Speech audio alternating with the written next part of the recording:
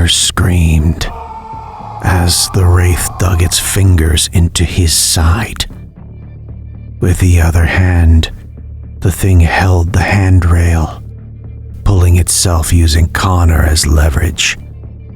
The thing hissed, screamed in triumph as cold skeletal fingers burrowed deeper into warm flesh. Knees buckling, Connor dragged the wraith over the rail. "Yes," it whispered in his mind. "Let go. You belong to us now." Silver, Connor thought. Where is my silver? You need no silver. You die tonight. The city, shrouded behind the wall of fog. Nothing could be seen of the buildings themselves, only an ephemeral glow, soon to vanish with the morning sun. Toxic hell glow. The scabrous patches growing on the wraith's rotting flesh seeped into Connor's bloodstream, poisoning him, mutating him into one of them. Thick mist clung to Connor's face, the cold keeping him aware he was dying. It leaned closer, rotten face inches from his throat. The wraith slid its free hand up his side, almost a lover's touch, moving towards his throat. "No, I don't really think you know what it is we do here." A hard man, his commander, stank of body odor. His words carried on breath passed between yellowing teeth, too long removed from a dentist. Shiny, puckered skin, scars from a burn long ago, crawled up his neck to his hairline, lending his visage a ferocious appearance. Tired resignation lent his sentiment more defensiveness than the bravados surely intended. "People think we're obsolete, a remnant of the old ways, old guard. I can tell by your smirk you think so too. What is this to you? A paycheck? Never mind."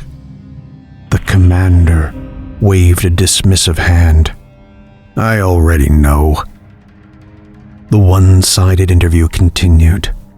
Connor stood patiently, enduring the berating, the stink. The interviewer, Commander Pilant, lit a cigar, adding to the choking miasma fogging the air. "Why don't you do us both a favor and leave? Ask for a transfer, I'll put it through. You don't believe. Your lack of faith puts us in danger." "I know the stories," Connor said. "Everyone knows. I was raised on the heroics of the bridge guard." "Amazing. You and everyone else in the city. The problem here, Connor, is it?" Commander Pilant waved a dismissive hand. "I don't care. Doesn't matter. The problem is you grew up listening to bridge guard stories. Stories. Fiction." Commander Pilant pinned the boy in place with a scathing look. "You don't believe. In your mind, the flame and silver are a novelty. That's what makes you dangerous, not only to the guard, but to the citizens depending on us." Uncomfortable silence followed. Connor, unsure of what to say, said nothing and tried not to squirm. He stared at the once white cinder block wall, nicotine stained a sickly yellow, a shade too close to the commander's teeth. Smoking wasn't allowed in the barracks. Bridge guard were afforded certain privileges. freedoms and thanks for the job they did. Pillant's cigar smoke seemed to hang directly at Connor's nose and mouth. Do you know why we only use soldiers with families? Men and women with spouses. Children. No single soldiers. No, sir. Of course you don't. You don't because I haven't told you. Yes, sir. Soldiers with families have something to lose. Lives depend on them, not conceptually. Hard fact. Nothing is as fierce as a soldier protecting his or her home. Nothing. That's the simple truth behind the bridge guard. It's why shopkeepers. Commander Pillant opened a drawer and threw Connor's silver, sword, dagger, neck guard, and boot spikes onto his desk. Always let us know when a BG tries to pawn his silver. They understand silver is worth more than its weight in coin. Connor's face flushed shameful crimson. Caught. The pawnbroker sold him out. Commander Pillant knew. Commander Pillant continued. You aren't the first broke idiot who thought of selling his silver.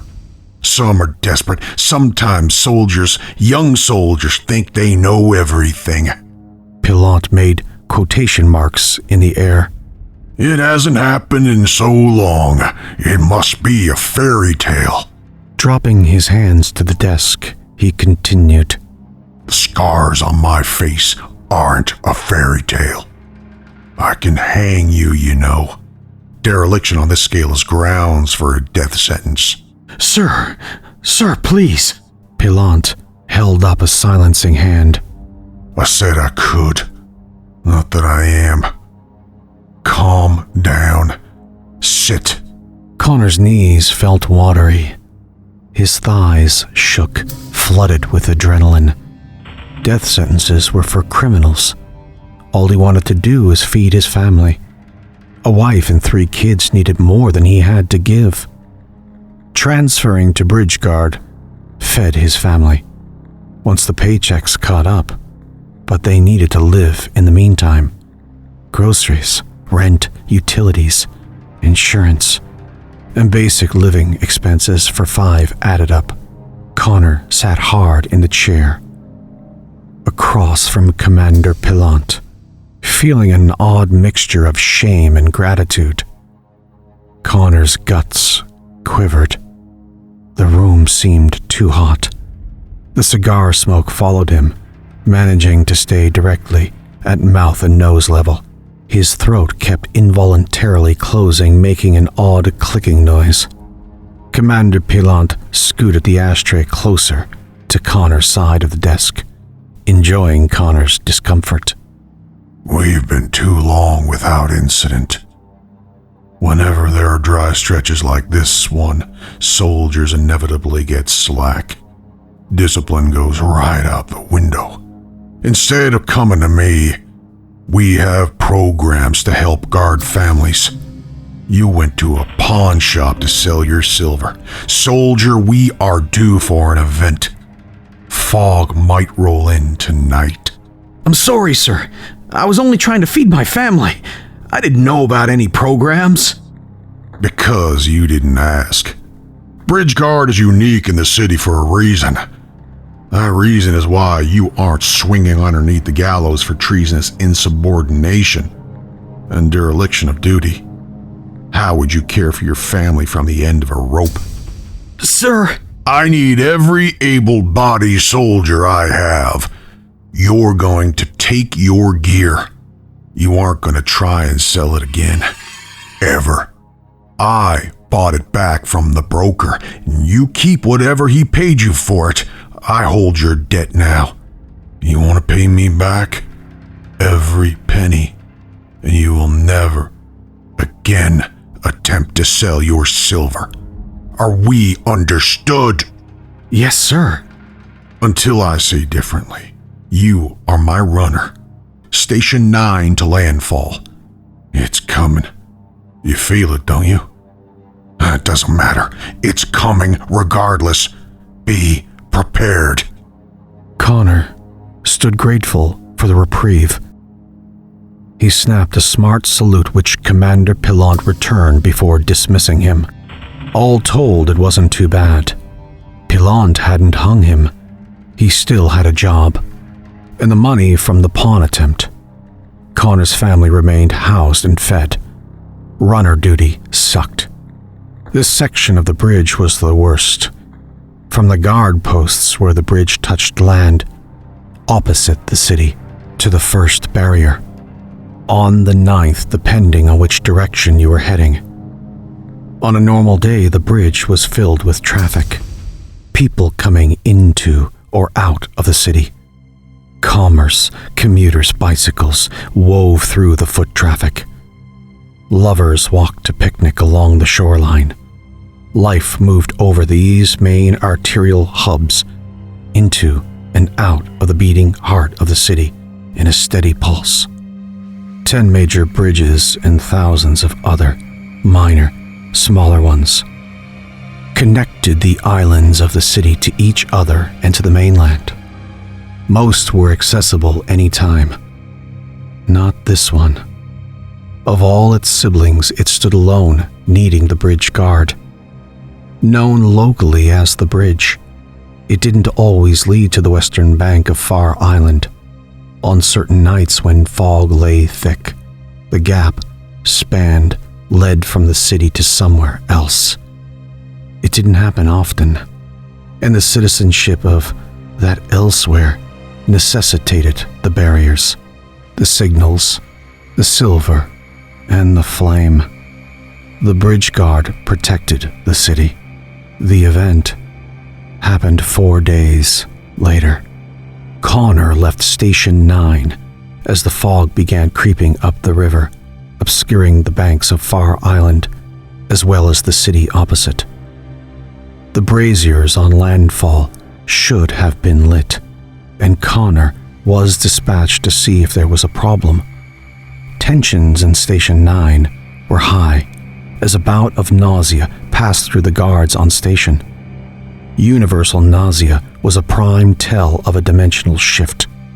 The paradox of moving without movement caused a form of motion sickness in people. Commander Pillant barked orders. Blades were drawn. Cautionary fires lit. The room began to stink of sweat and men's fear. Connor watched the streaks of flame make their way past him towards both shores.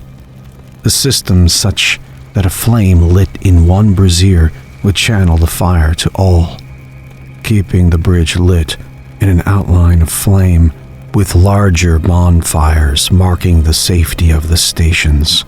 Wraiths avoided flame as burned away their hell glow, silver being the only known way to harm them, banish them back across the bridge to whatever nether awaited. Arriving at landfall, Connor found no sign of the men posted in the station. No civilian traffic milled about because of the threat of fog. Asphalt clicked beneath his silver boot spikes, the only noise in the area. Proceeding past the station, Connor made his way towards the large fires at the entrance to the bridge. Reluctant to admit the security he felt next to the large open flames. The newly lit bonfires, along with the electric lights, illuminated a scene of carnage. The guards had been caught between their station and the fires when ambushed. Something ripped both men assigned into pieces. Connor didn't wait. He was alone.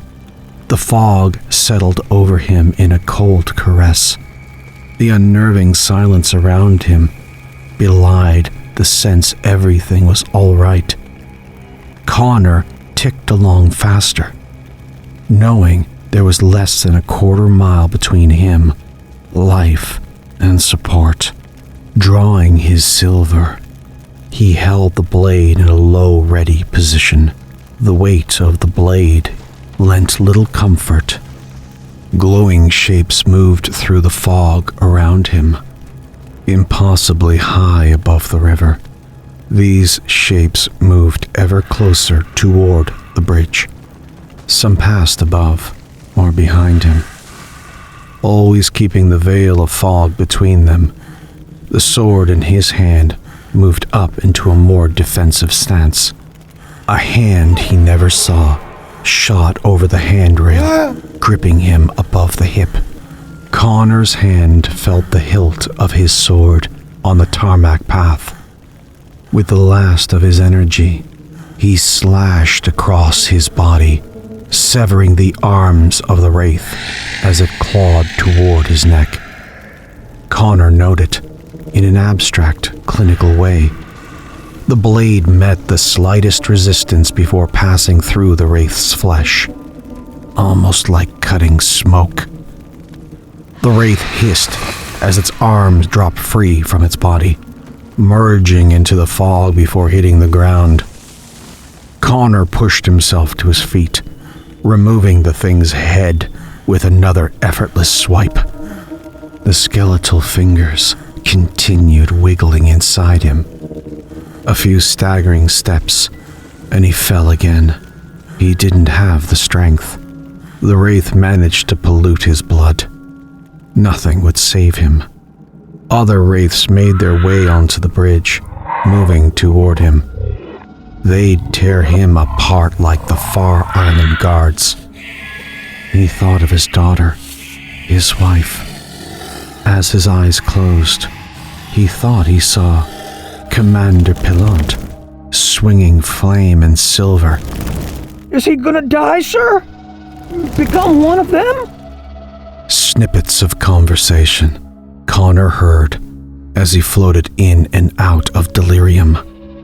He preferred out, as the pain in his side was unbelievable. He couldn't move. Tied down, strapped to a table. No! See the way the flame pulls the poison from his flesh? When the flame loses the greenish tint, it burns clean again. He'll be fine. Until then, keep the fire on him. At least it got him on the side, not his face. Small favors, huh? Yes, sir. Connor blacked out. 4 months after the incident, Connor resumed duty. It had been necessary to pass the flame around his midsection, between armpit and hip, leaving a ring of stiff, inflexible scar tissue. Still, Connor knew his place. His family lived in the city. They required protection. Adjusting his silver collar and the sword on his hip, he resumed his rounds. There would be fog again tonight.